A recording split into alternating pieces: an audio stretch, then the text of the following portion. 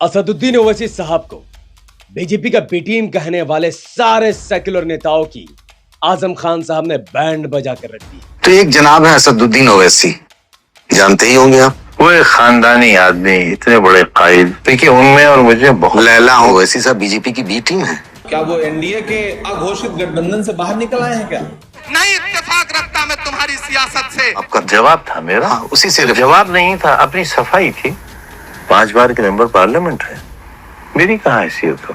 आजम खान साहब ने ओवैसी साहब को अपना कायद माना है। आजम खान साहब ने यहां तक भी बयान दिया है कि ओवैसी साहब असल में भारत के 25 करोड़ मुसलमानों के नेता हैं। आजम खान साहब ने उनको कायद मानने के साथ साथ ये भी कहा है कि उनके सामने उनकी कोई हैसियत या कोई भी बिसात नहीं है। इतने बड़े नेता हैं असदुद्दीन ओवैसी साहब। आज की वीडियो में इमरान प्रतापगढ़ी और हर उन पार्टी के नेताओं को बहुत बड़ी फटकार और नसीहत है जो लोग ओवैसी साहब को बी टीम कहते थे। और आजम खान साहब ने ओवैसी साहब के शान में ऐसे कसीदे पढ़े हैं कि अखिलेश यादव भी डर गए कि कहीं वो एमआईएम ज्वाइन ना हो जाए, तो अखिलेश यादव दौड़कर आजम खान साहब से मिलने चले गए। वीडियो बहुत इंपॉर्टेंट है हर उन लोगों के लिए जो ओवैसी साहब से मोहब्बत करते हैं और हर उन मुसलमानों के लिए जो कहते हैं, जिनकी चाहत है कि आजम खान साहब को एआईएमआईएम ज्वाइन कर लेना चाहिए। वीडियो को शुरू करने से पहले अस्सलाम वालेकुम रहमतुल्लाहि व बरकातहू। अल्लाह के नाम से शुरू जो बड़ा मेहरबान और निहायत रहम करने वाला है। मैं हूं मोहम्मद हफीज अंसारी और आप देख रहे हैं द पॉलिटिकल।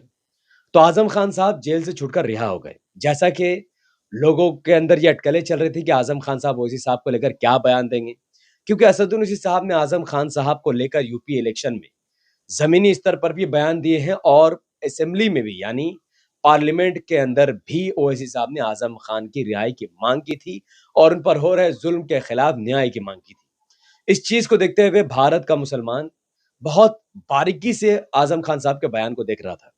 तभी आजम खान साहब देश का एक बड़ा मीडिया प्लेटफॉर्म लल्लन टॉप में एक इंटरव्यू दे रहे थे, जहां पर उनसे ओवैसी साहब के बारे में कुछ सवाल पूछे गए।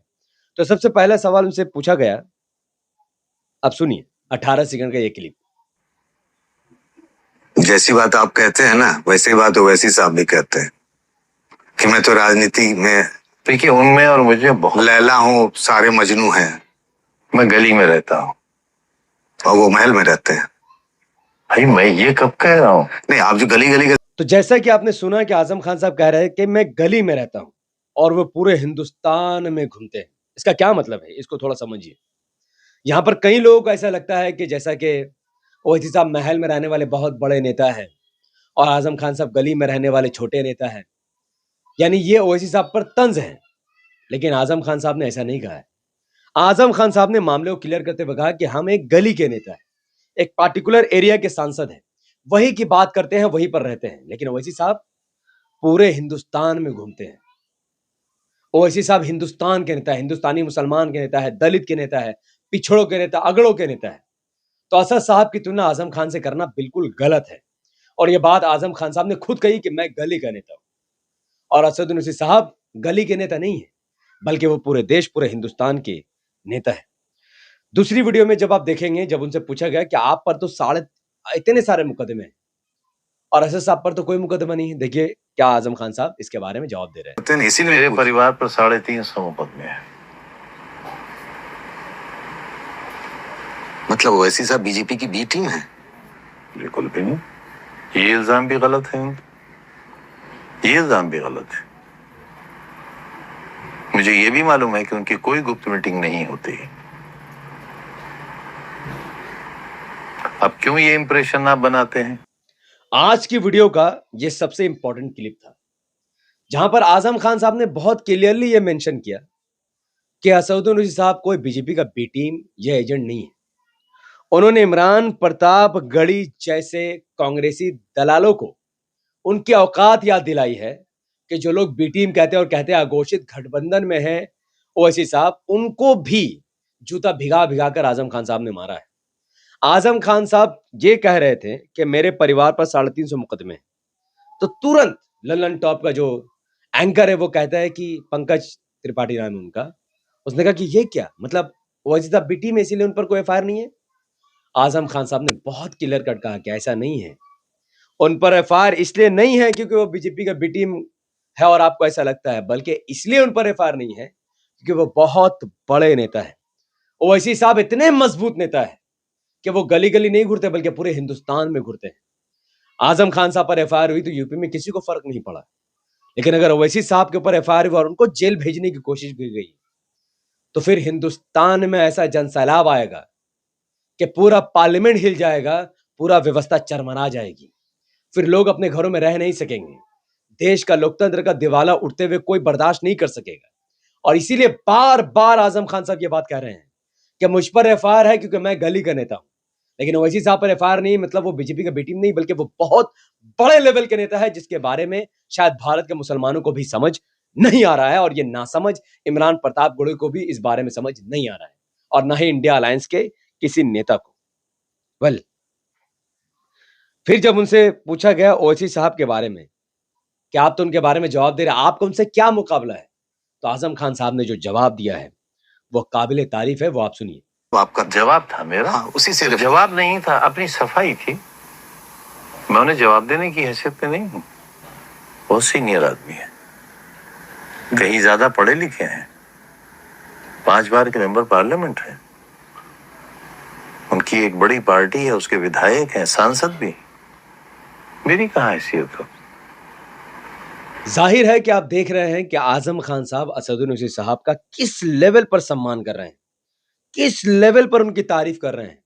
आजम खान साहब समाजवादी पार्टी के सांसद हैं, नेता हैं, बहुत बड़े नेता हैं, और एक नेता और एमआईएम क्या है, समाजवादी पार्टी की दुश्मन वाली पार्टी है। एक हिसाब से उनके अपोजिशन में है, एक हिसाब से वो यूपी में उनको टक्कर दे रही है।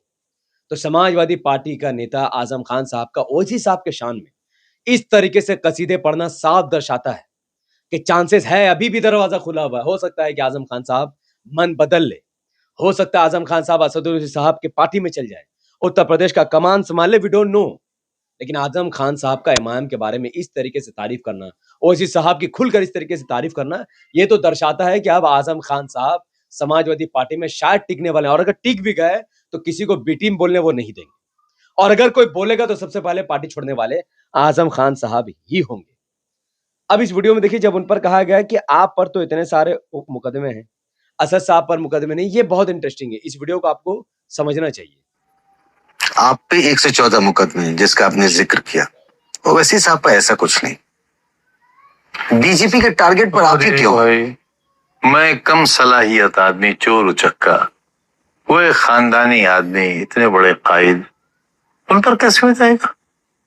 वो गली में रहते हैं, देखा है आपने, वो गली में रहते हैं। प्रतापगढ़ी देख, इस वीडियो को इतना शेयर करना कि हर उन जुम्मन मुसलमान और कांग्रेसी नेता इमरान प्रतापगढ़ी, जिसको कांग्रेस ने पाल कर रखा है मुसलमानों के लिए, मुसलमानों को खराब और पॉलिटिक्स से दूर करने के लिए, उसको उस तक ये वीडियो पहुंचाओ और बताओ कि असद साहब पर एफआईआर क्यों नहीं होता है।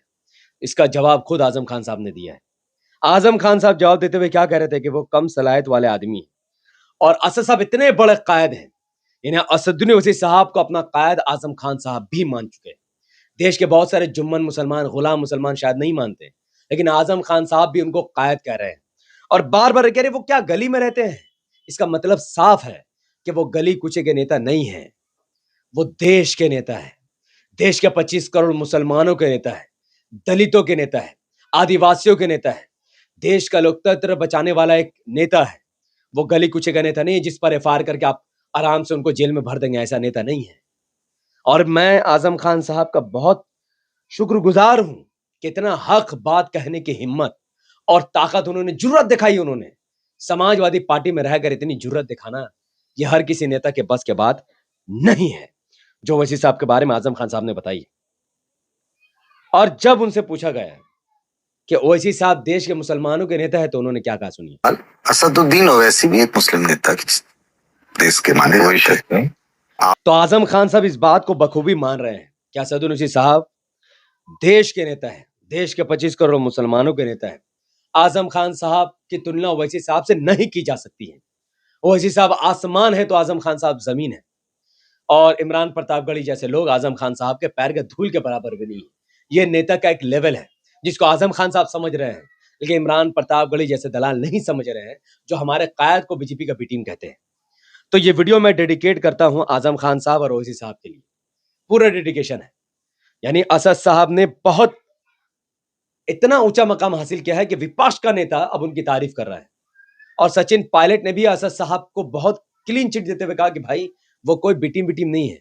यानी जो भी आज तक इस देश में ओवैसी साहब को बीजेपी का बिटीम कहता था, उसके मुंह पर कालिक पोत दिया है आजम खान साहब ने और सचिन पायलट ने, जो कि एक कांग्रेस के नेता और एक समाजवादी पार्टी के नेता है।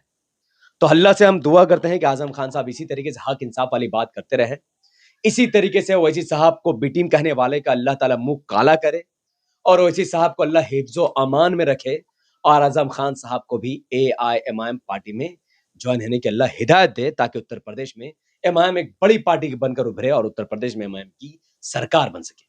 वीडियो को मैं यही अंत करता हूं। एक वीडियो में मैंने समझाया कि अगर एमआईएम कैसे आजम खान साहब अगर एमआईएम आते तो एमआईएम उत्तर प्रदेश में सरकार बना सकती है, एमआईएम 100 सीटें जीत सकती है। एक से एक बारीक कदम के साथ मैंने वीडियो बनाई थी। आप चाहे तो वीडियो में हमारे चैनल द पॉलिटिकल पे देख सकते हैं। हमारे चैनल पर नए थे तो इस वीडियो को लाइक, शेयर और कमेंट करने के बाद हमारे चैनल द पॉलिटिकल को सब्सक्राइब करके बेल आइकन को हिट कीजिए। अगर आप सब इस वीडियो को हमारे फेसबुक पेज द पॉलिटिकल पर देख रहे थे तो इसे लाइक और फॉलो करके 5 बड़े ग्रुप में शेयर कीजिए। मुझे अपनी दुआ में रखें। बहुत बहुत शुक्रिया। अस्सलाम वालेकुम रहमतुल्लाहि व बरकातहू। मैं था मोहम्मद हफीज अंसारी और आप देख रहे थे द पॉलिटिकल।